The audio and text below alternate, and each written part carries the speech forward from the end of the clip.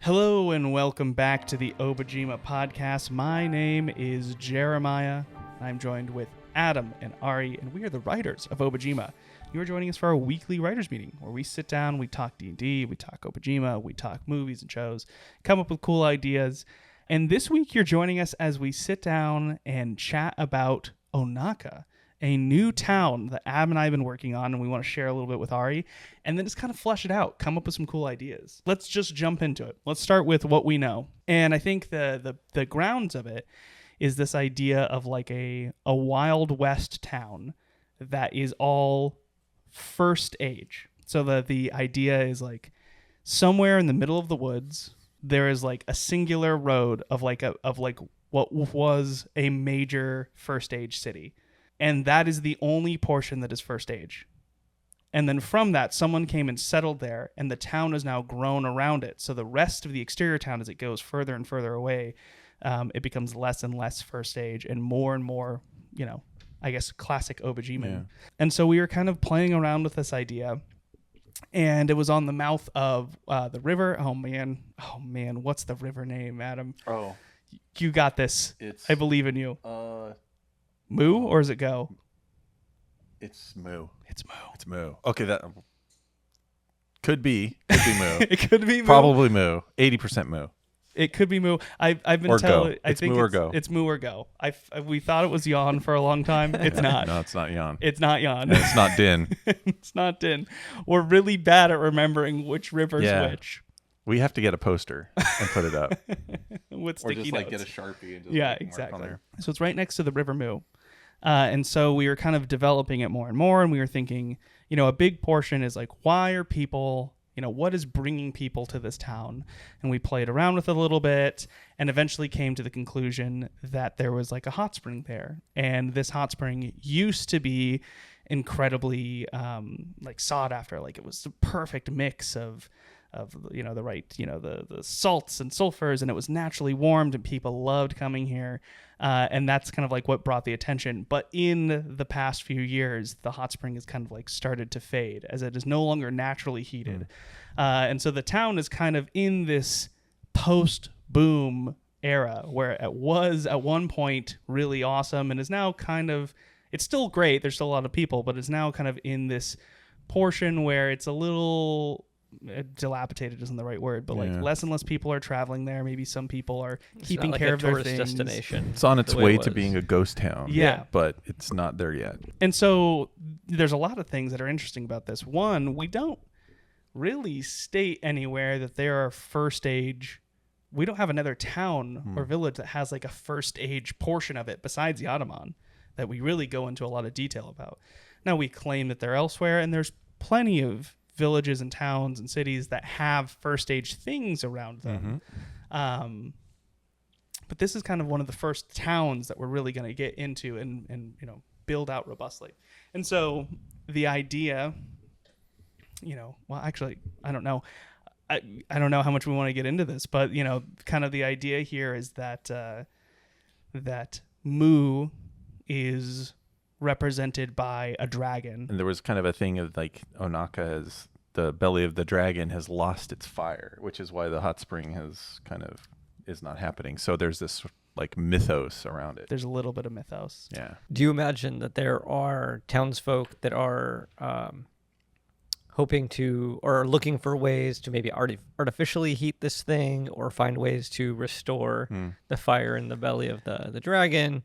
Is that something that's actively going on here, or it's like we tried that and now it's just we got to find something else? So we were kind of playing around with this idea that the owners of the hot springs probably knew the secret to like the fire of the warmth of the dragon's belly, and maybe in the last 10 years, 20 years, 50 years, there's been like a change of ownership. And since then, the belly's no longer being warmed, and they're now intending to use like a big steel furnace to heat the hot springs instead. And it's losing some of that Obojima luster. It's sort of like this family generational thing, and that family went away. And so it lost this, like, the tradition and all the magic and information that was about there. And now this new person has moved in, and they're just like, we got to get this thing up and running. But maybe their efforts aren't up to snuff, and they're trying to, and then they're discovering in this, big onsen, they're discovering like these, maybe they're discovering spells, or they're discovering notes, or they're learning about it somehow. Maybe it could be coming in dreams, or, I don't know how. So, I mean, what is the answer? Do we know? Like, what did provide the heat, and what are the new owners not doing correctly or acknowledging or something like that? Or did the previous owners sell it because they knew it's like, ooh, we're on a clock. Like, we only have like, this is going to be done in about, a year. We got to get out now. Mm-hmm. Like what? And it's just like, that's it. It's spent. Like it, I don't know. I mean, I think the theme that we were thinking of is like the idea of, honoring the spirits and honoring that there's this connection between family lineages and heritage and honoring spirits and working with the land, and then that disconnect and what happens. I think that was kind of where we're thematically what we're shooting for. There's some sort of issue with Moo, and like at one, Moo is being appeased, or there was some sort of relationship Moo had that has since like crumbled and faded away, and now whatever that was what was warming him, and it's potentially connected to like Rituals. the lineage or rituals, or the hot spring itself, Yeah, or the townsfolk or something. So we had shot around the idea that you would offer something into the river and it would float down. And sort of like the delta at where it opens at the shallows was like Moo's mouth.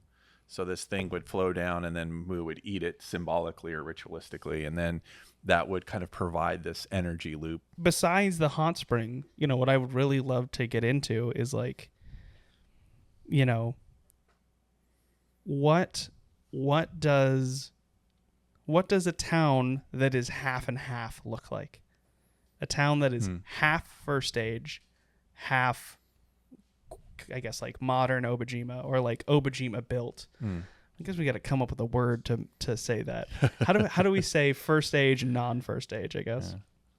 Yeah. And what does that look like? What does, I'm imagining that main road probably, I don't know how much of it, I mean, some of it's being lived in, but I imagine a lot of it is probably buildings, like shops and it's like a main street kind of like thing. A main street. And then as it kind of builds out, there's more and more housing and probably still other shops and things like that, but it kind of gets wider. Also, you imagine as it gets further and further out, we might start getting more farmland type things and stuff like that. If it's not a destination anymore, like because of the hot springs, then this is the last place you gear up before you're heading into the Gale Fields. If you're, or if you're coming back from the Gale Fields, you might stop here. It's like, we made it, kind of thing. That's interesting. It's a stop. This is a stopover place. That makes sense. So a lot of the buildings would probably be oriented towards people who are coming in to the town to like gear up, kind or of get like general things stores and leave. And when you visit places, I think about like, not this is necessarily the case, but when I was in Hawaii, we were in the city of Lahaina, and a cruise ship pulled up, and like all the people on the cruise came out and just like flooded Lahaina.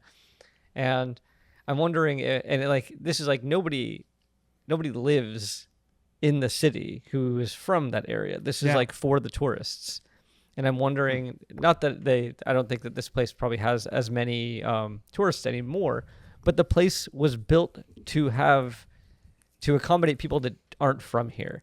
So travelers. Like if travelers. So if people probably don't live in the first stage part of town, these are all, like you said, the storefronts and all the kind of the kitschier things you would find of people traveling through. And the people who live here probably live, some number of blocks outside of that main street on either end of it. And it's like that. Now, the locals don't, like the restaurants and pubs or whatever that you find on Main Street aren't where the locals go, that kind of thing. It's like Puerto Vallarta. Exactly. So I wonder if there's something akin to that So that there's kind of like a local culture and a tourist culture, and those are the two things that are kind of mapped onto this place. Interesting. And it's like the pressure for that person who runs the hot spring to like, we got to figure something out, and they've got all these kind of crazy contraptions, and they break down a lot. It's like the boiler blows up, or the thing sets on fire, and they're like trying to service all this traffic, and then people are getting having a technician or whatever, a mechanic who's just like always exhausted. Harried, exhausted, trying to maintain all this stuff. So I guess let's talk about maybe how some of the factions might integrate with this place as well, because we've got like the Courier Brigade. Is there any sword school members that might come through here?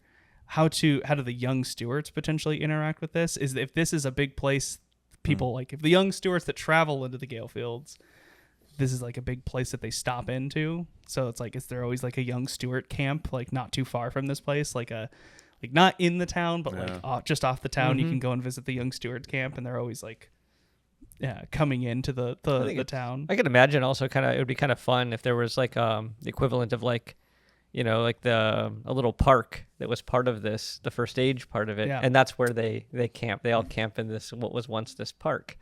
Like a city park kind of thing. Could be kind of fun that there's, this little, almost like a, young stewards equivalent of a barracks. It's almost like it could be almost like a semi-permanent camp that's there.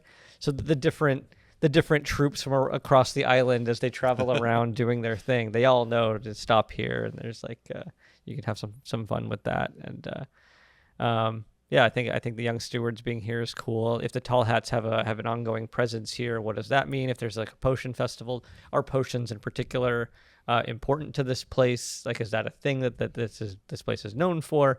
Especially if it's like a traveling thing, is this kind of like a potion exchange, town kind of thing? How many people live here? Like permanently, how big is this town? Yeah. The towns, cities, and villages in Obojima are drastically smaller than towns, cities, and villages in the real world, or even in D&D. Yeah. Are we talking about like a few dozen people live here permanently?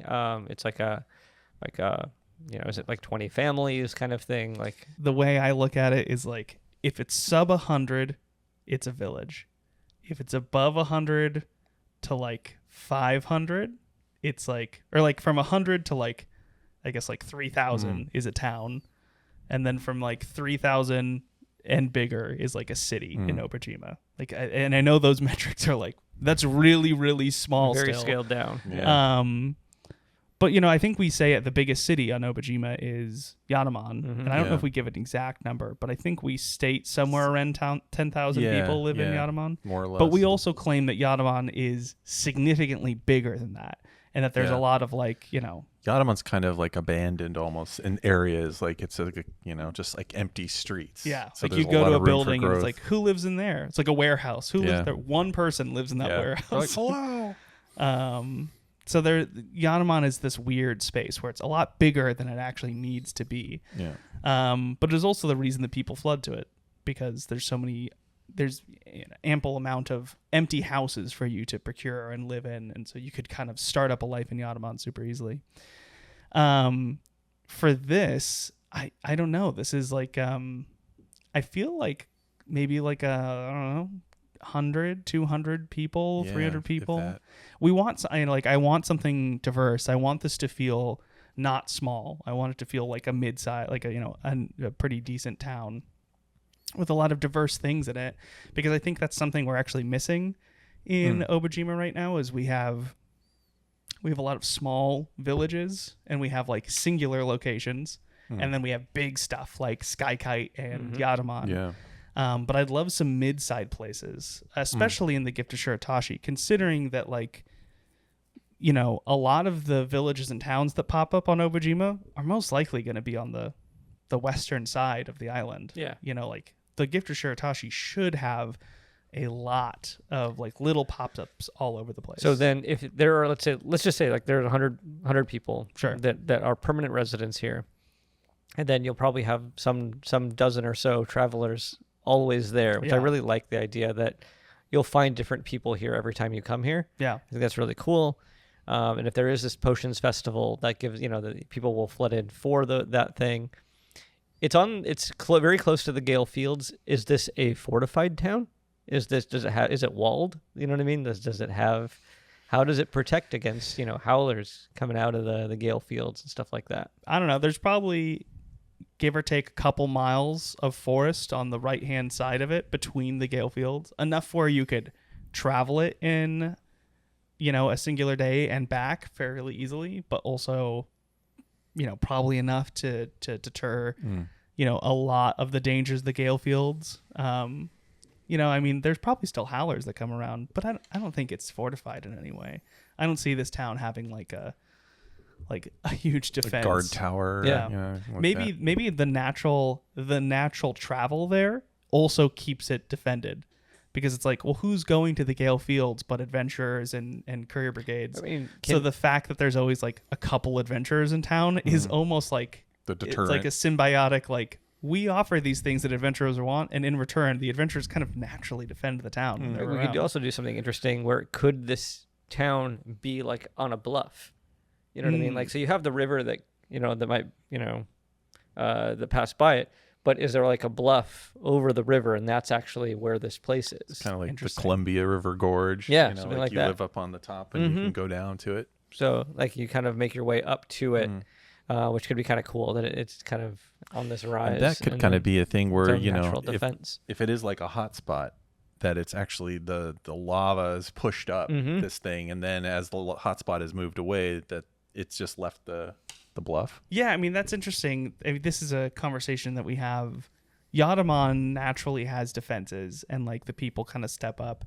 And I think the assumption is that like the gift of Shiratashi naturally like is not often under distress from attack from like howlers and things like that, who tend to, I guess, like roam the fields. They probably go into the woods, but it's just not a common enough occurrence that they do anything for it.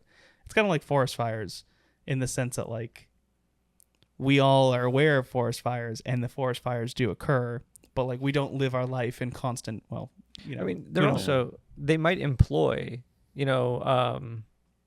like either like rangers or I could imagine like, the town might have like, here are, like 3 rangers, and their job is to monitor the woods outside of this place, and then we have fun NPCs to encounter. That's kind of interesting, having a handful of rangers who just constantly stop by in the town and kind of tell you like, hey. And also could be the young stewards that help in that. You just have a bunch of these like capable kids that go out and they can keep the road clear. Wait, I do really love like a group of 12-year-olds being like one of them riding up on a bike and be like, hey, nanny, just so you know, there's like 3 howlers. Yeah. There are howlers. We saw tracks. They're like 3 howlers. And then the nanny's like, oh, okay. And she like walks over and is like, here's a bottled bomb. Just throw it and it'll scare them. Yeah. And they're like, thanks, nanny. Kids drive off. And like an hour later, you hear like, yeah. Yeah. I love the idea of just kids constantly running around. Like, this is like the unattended like playground where there's probably like 1 or 2 like, young steward counselors who are like maybe overwhelmed with like 40 children. What if there were multiple hot springs? And like now you imagine like one of them has drained, and it's like people skateboard here, like it's like the abandoned pools and stuff. It's like, oh right. So like, people kind of gather, get out of here. You're not supposed to be here right now. And kind of shoot off, One just like blows hot air. It's there's no longer a geyser or something. It's just like, and they like get their little parachutes and go sailing up. Let's talk about the relationship of like of I guess like what it looks like for someone to add and build onto a first stage town with structures around it. What are those structures end up looking like? Are they trying to, and I think this is a conversation in general that I've been trying to figure out for a while, which is like, what is the difference between a first stage building and a quote unquote modern building?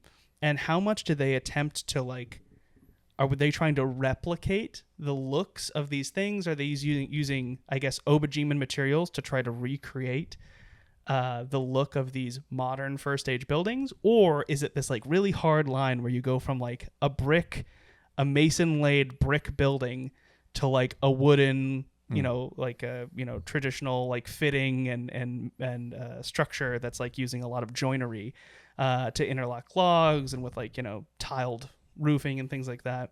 What does that look like? And then in addition, like what happens when the infrastructure of like a concrete paved road ends? Like let's say like there's an offshoot from this Wild West main strip, and the concrete paved road ends. Do they try to continue that? Do they build their own brick? Does it just transition to dirt? Like eventually that continues to crumble away. Or like, what does a group of people want to do when they're building out this town? Are they trying to match it? Like, what is Obojima culture? Is Obojima culture, like, if they were all farmers, it would probably be really like cut and dry, like do something simple. We're not trying to, we're trying to be efficient. It's we like want it to like, utilitarian, utilitarian. Like, or are they more artsy with their design and they're trying to match these things? I think it depends on what their goal kind of is. Like obviously they're in the woods, so like they have lumber as a resource. But I'm wondering, like, if I go to, there's a place in Washington, Leavenworth, and it's like this little Bavarian town in the mountains, or it's made to look like it's a Bavarian town. And I imagine if you're building a new structure there, you're supposed to keep with the aesthetic, right? I'm wondering if this whole place was built as kind of a tourist destination. Is it like, hey, come see a first age town? Like, is the aesthetic here meant to be that? Like, you're supposed to be immersed in it?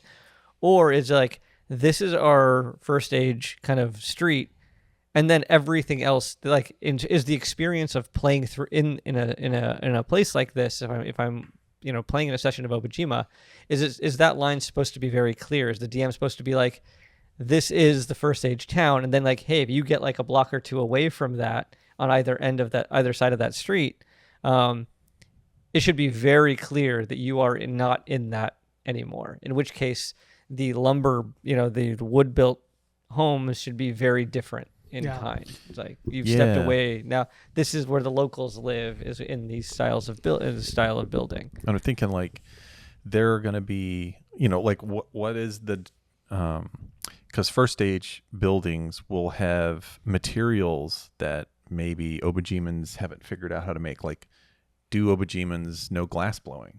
Like, can they make a window pane?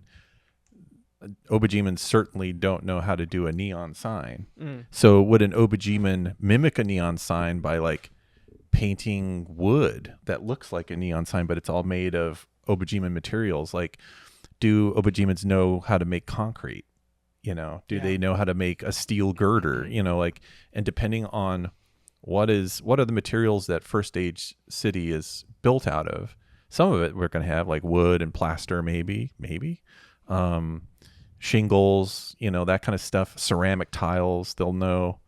But then there's going to be this distinction between materials. So even thinking about it from like a materials level, what do Obojimans know? What did the first stage do? And then where are the disparity between those two things? And then that's way, like, I like the idea that you're like, you have this thing, and if that's the tourist attraction, like come and see the first stage city, when Obojimans build their buildings, are they mimicking it? And if they're doing the best they can with the materials they have. Like, although people travel for the hot springs and things like that, I don't imagine it as like a tourism attraction as we imagine it modern. Sure. Where we're attempting to we are attempting a feeling that like is really polished that we want people to come and join. So I don't think Obojimans have that in mind.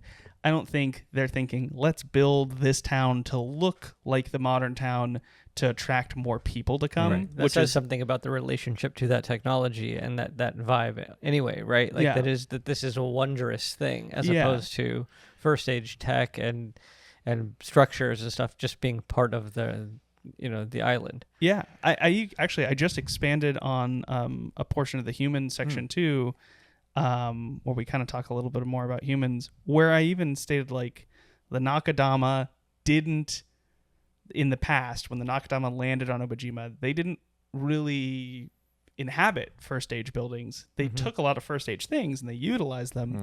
But when the humans arrived, they were the first ones to like spread out and be like, let's take over these cities and utilize them. And so, like, I think if that's kind of the mentality that humans first had whenever this building or whenever this place was developed, they were probably just like, this is a great town, and oh my gosh, there's a hot spring. And then the word got around like, oh my gosh, there's a hot spring. Everyone should come, and this place is amazing.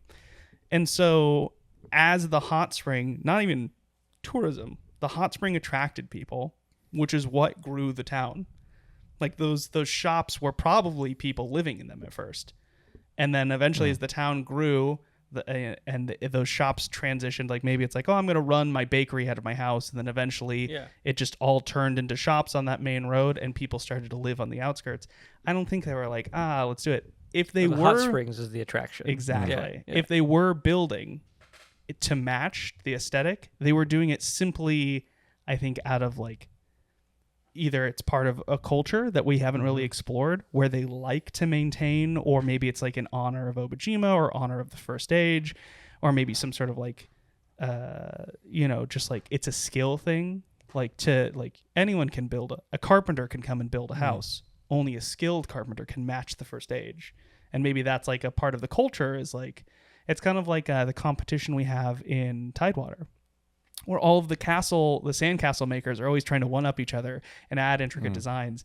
Maybe it's just like, to be able to match the first stage closely, and to think that like, oh, that's a first stage building is almost like a thing of honor. It's like, a take on the first stage. Right? Yeah. And I was just going to say, it's like usually weird because we're generally looking into the past to see how people built stuff, and we're pulling up interesting ways of doing things, like the joinery that they did in the 1600s, and like especially in Japan, it's like that is a very interesting way of doing things that people either traditionally keep it alive, whereas like in Obojima it's kind of the reverse. It's people who are in the 1600s looking at stuff in the 1980s and saying, maybe they built it kind of shoddier, more crappy than we did, and they're like, these people weren't really like, it was a different kind of craftiness,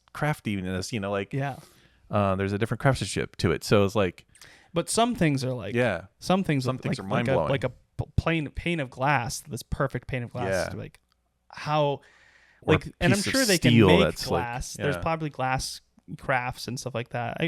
Obviously there is, because the sea petals are glass, like the currency. But to make a pane like that, I don't even know what goes into the process of how much purification needs to go in to get it crystal clear and to get it just flat, without any wobbling and where it bends light. So that, I mean, we could probably write a whole subsection on just sort of what that's all about. But there's something there as to like, maybe they're taking parts of it and putting it in their own, the way they build their own houses and structures. Yeah. And then maybe they're doing their own thing in another way. I kind of think of the town maybe being like, as a gradient, where it's like the first stage, and then maybe some of these first buildings that were added on, or maybe it's more, more sporadic, where it's like sometimes the building, one carpenter is building this house because they want to live here. The other carpenter is like really taking their time to kind of, so you can kind of get to see kind of a difference in the way things are built and generated. I think that's quite interesting. I know that this might not be the most the most interesting portion of this town, but I do think this is a discussion that we need to kind of like start to flesh out. Let's dig into that more. Like, what if the main strip is kind of where like a lot of the storefronts are, and this is where where people traveling through will spend their time.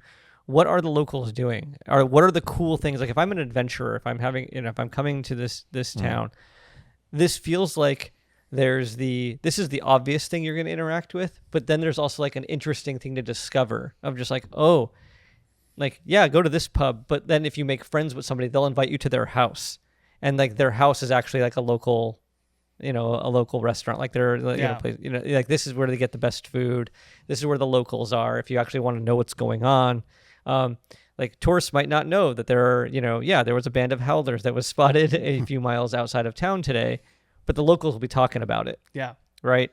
And so that to me that's what's interesting about this town, is this is what is known to travelers and then what is known to locals, and like what's going on here.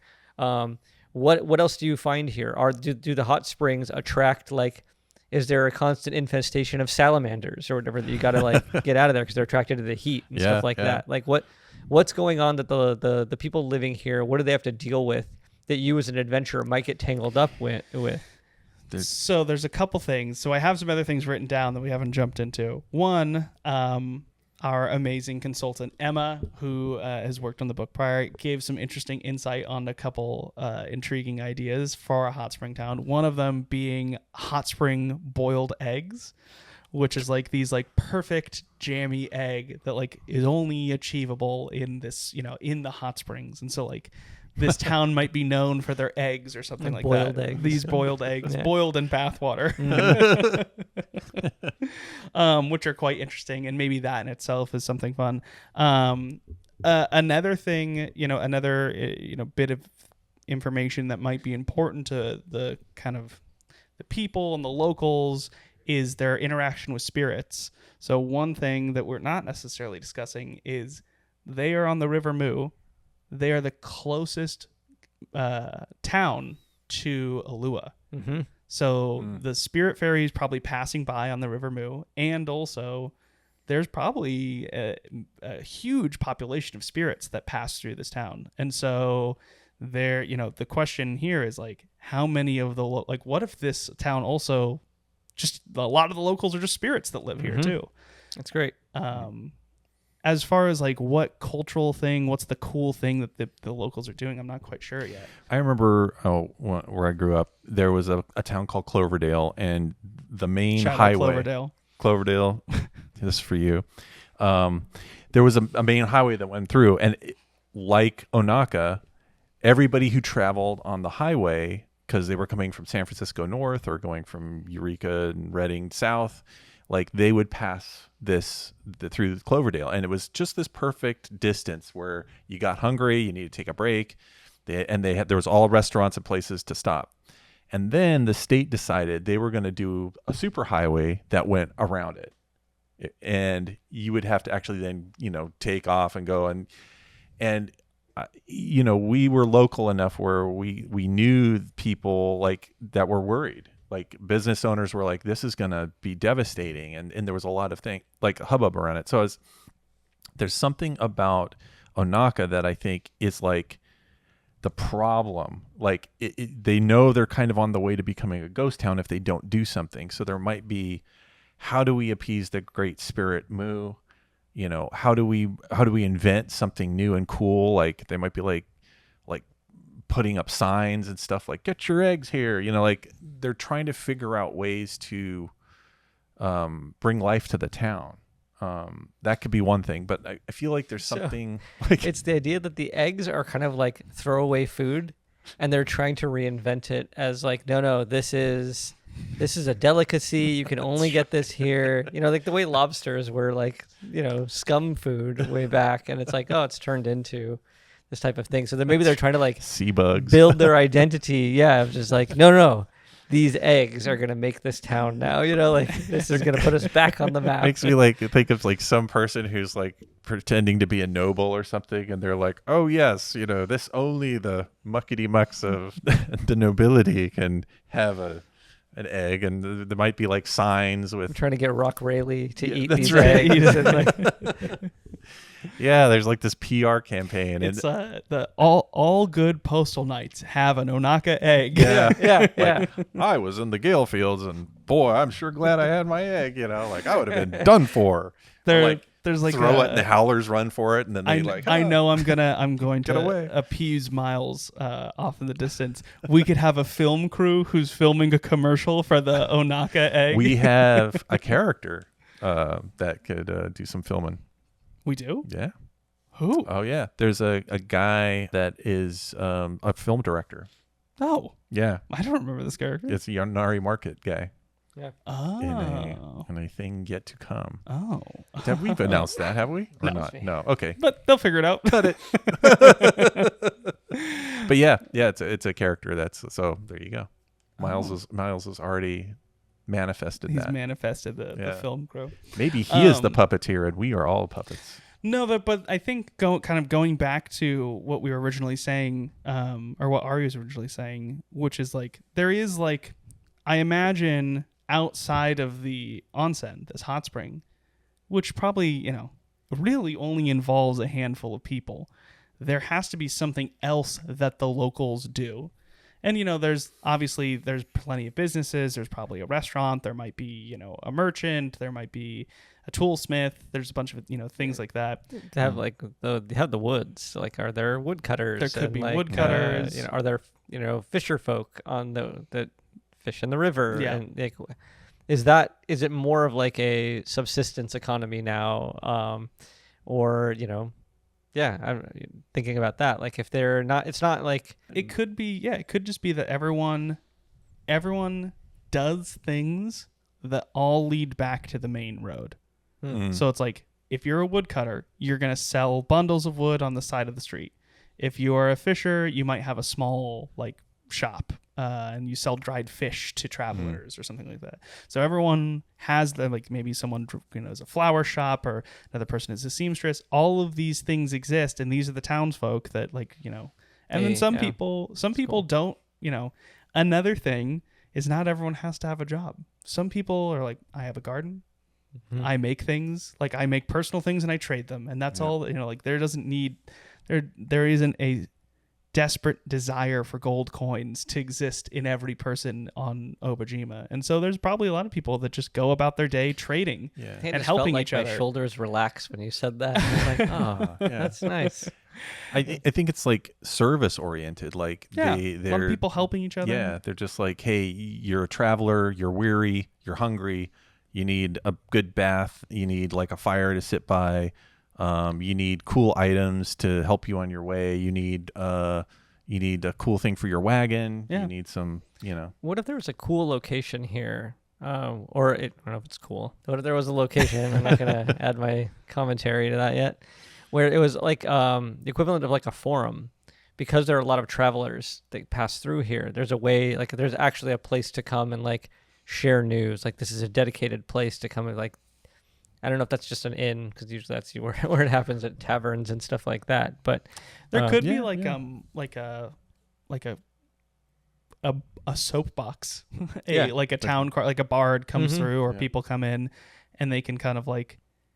It's actually this kind of there's an interesting dichotomy where it's like, if you're a person who comes in who shares news with the town, that people like really are like, thank you, like almost everything's free. It's like, thank you so much here to, like, the town just like as like a gift is like, please like come eat at my house tonight, and like everyone like come try my curry or whatever. And then another person's like, hey, here's the fisher walks by like, hey, take a couple fish, like you're gonna head out soon, you need some food for the road. I like that kind of like, again, it feeds on like everyone helps each other. I think that's quite interesting.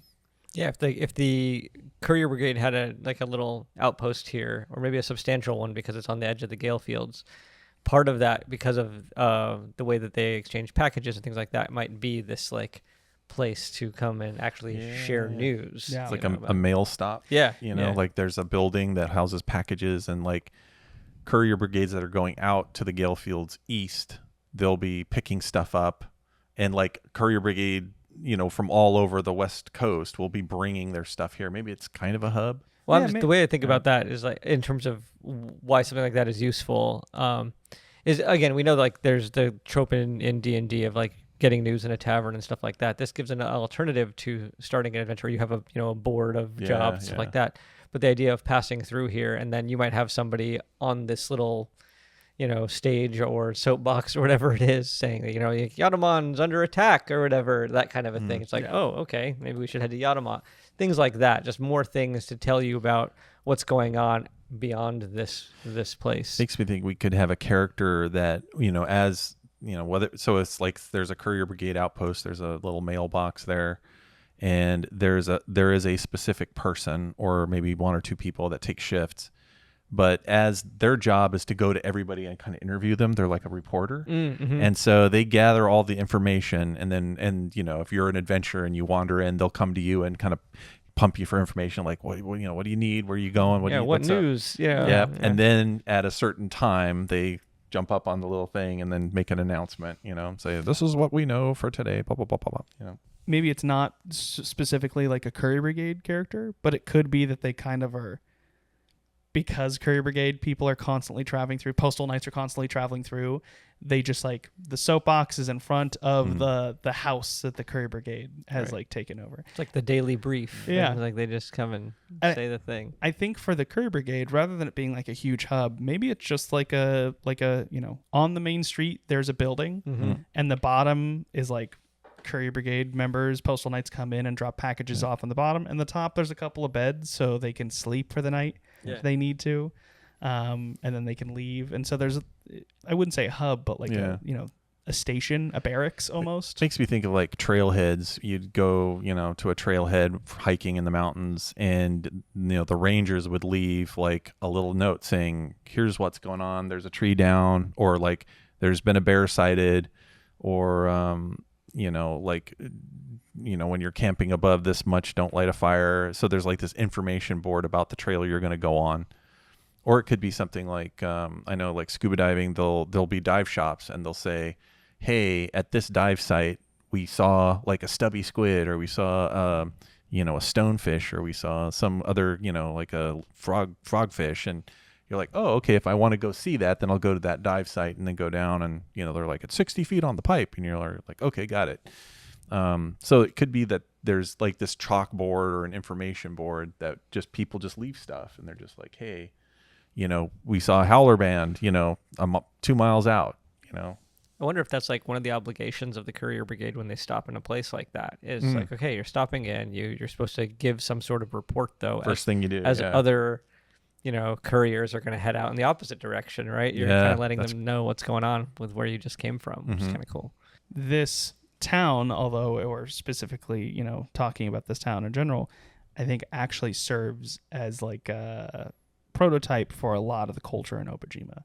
This stuff probably exists other places. This idea of how buildings are built and how people how culture works around people traveling, especially if you're a town where people travel a lot, like the relationship between locals and people that travel and how that works, and hospitality in general. And that could be kind of like why the Tall Hats are kind of in this area, that there is a service that they can provide where they're like, hey, we've got, potions you can use and things that help travelers back and forth. And so they can have their little outpost, you know. I mean, it could be also interesting if the Tall Hats are if they have, not that they're necessarily about potions. I think all witches all covens are about potions in some way. But if they are, if they have their potion festival here and things like that, maybe there's something about, like you're talking about boiling eggs in these hot springs. Maybe there's something about the hot springs that they use in potions, that there's something they do with that.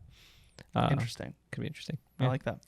That could be, a whole kind of, maybe like a little subgenre, or this like, maybe you could brew like any of the potions in the book, but if you brew at the hot spring, you get a little extra, pizzazz. There might be a thing where any potion plus 5-hour energy. Yeah. Right.